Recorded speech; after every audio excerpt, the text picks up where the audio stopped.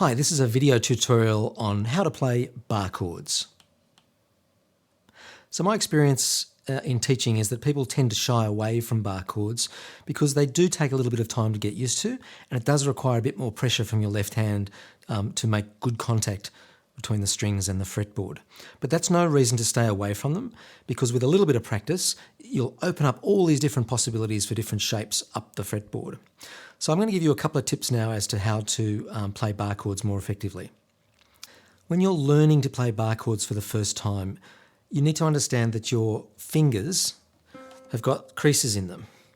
And if you put your finger across the fretboard on the strings and your string lies underneath one of these creases, it's not going to make the same contact as if the string was on the pad of your finger. So where I put my finger will be different to where you put your finger based on the length of our digits and where the creases are on our fingers. So when you're starting out, you might have to move closer to your chin or further away from your chin to get good contact across the strings. There are partial bars and there are full bars. A partial bar, as the name suggests, is only pressing a couple of strings, so 2 or 3 strings at the same time, as opposed to a full bar, which is all 4 strings. So I'll give you an example. A C5, which would be 0033, we could play with 2 fingers, or we could play with a partial bar,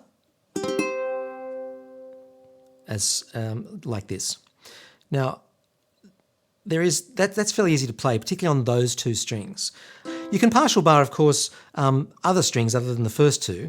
So, an example would be a C minor 7, and the shape for that one is going to be 5, 6, 7, 7, and I'm using this middle finger to partially bar the first and second strings. Now I flip that over so that I'm now partially barring the third and fourth strings. So I've now got, what have I got there? 6, 6, 5, 7. And that minor 7th is going to be the F sharp minor 7th. There it is up there as a full bar, and down here as a partial bar. So now I'm partial barring the middle 2. If we go one string further and we have 3 strings, in this case, we've got a C minor chord.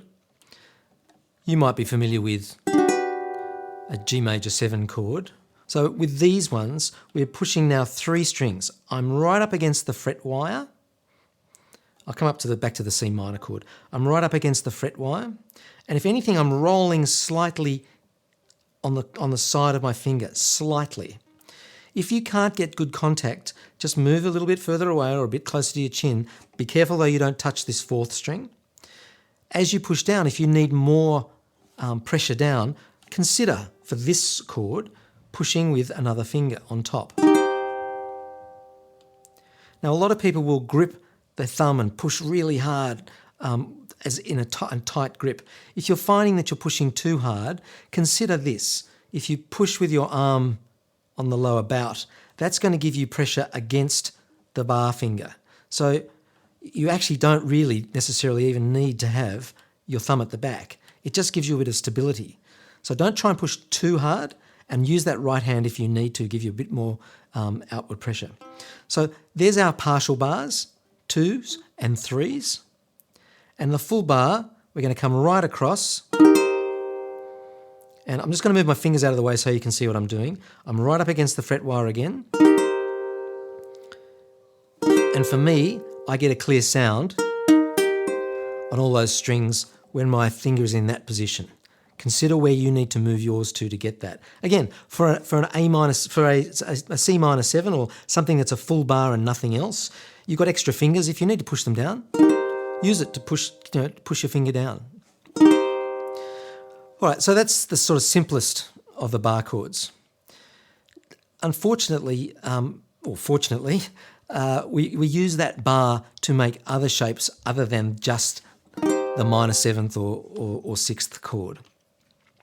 An example would be a 7th chord position. So if I take that C -7, but now take my middle finger and place it on the 4th fret of the C string, I get a C7 chord.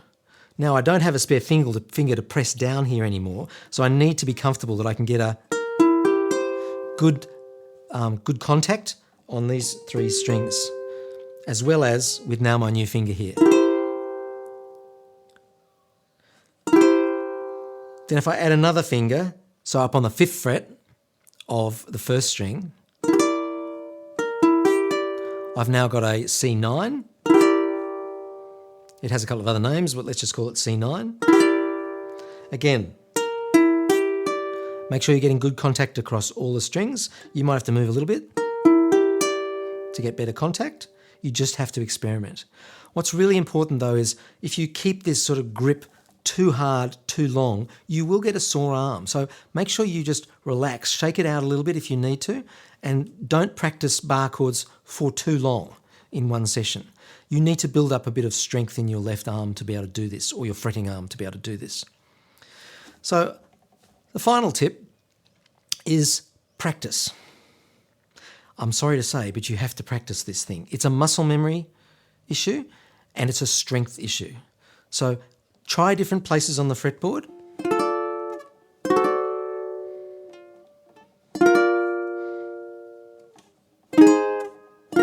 Try moving between the same shape. All over the fretboard. Try that and build up some strength. Again, take the pressure off, put the pressure on. Pressure on, off, on, off, on, off will help build up a little bit of strength in your left arm. Now, one of the challenges is moving from 2 bar chord shapes, one after the other. So if we take this F sharp chord and we have to move to, let's say we move to a B7, which is going to be 2, 3, 2, 2. So we've gone from 3, 1, 2, 1, and I'm not even getting good contact there. So 3, 1, 2, 1. Slide the bar up to B7.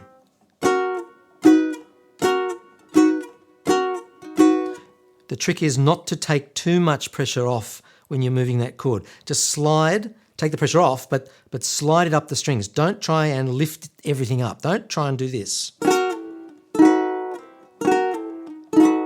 You will take too long to get your fingers back on the fretboards and you'll lose context.